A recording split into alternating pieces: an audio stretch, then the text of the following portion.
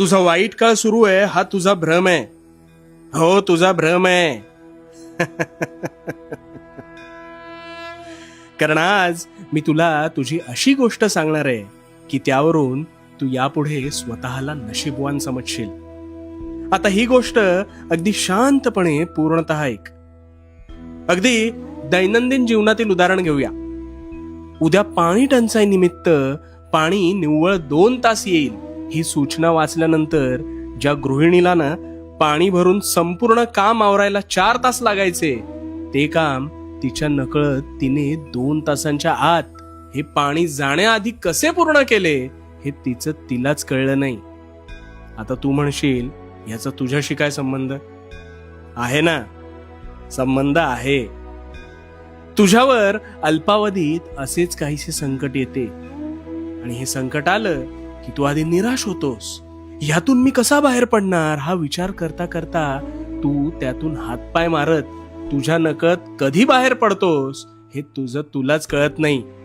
बघ, विचार करून बघ. आता हा वाईट काळच तुझा आळशीपणा संपवतो. हा वाईट काळच तुला समाधानी प्रवृत्ती शिकवतो. अरे, हृदयाचा आलेख सुद्धा खाली जाऊन मग वर जातो हे तू विसरलास का रे? मुळात जेव्हा जेव्हा तू संकटात सापडलास तेव्हा तेव्हा त्या संकटांविरुद्ध लढण्याची ताकद सुद्धा तुझ्या नकळत ह्या वाईट काळामुळेच निर्माण होते.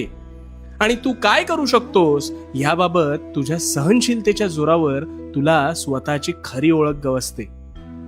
ही जी संकट आहेत ना, ही तुला तुझी खरी ताकद दाखवून देतात.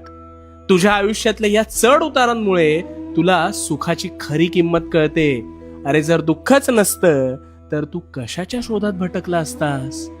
म्हणून म्हणतो जरा मागे वळून पहा. तुला चांगला काळ घडवत नाही तर वाईट वेळ घडवते.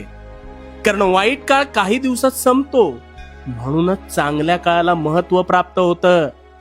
मला सांग, वाईट काळ नसता तर जीवन जगण्याला खरा अर्थ प्राप्त झाला असता का रे?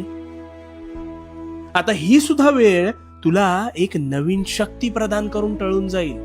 फक्त वादळासमोर शांत उभा राहा.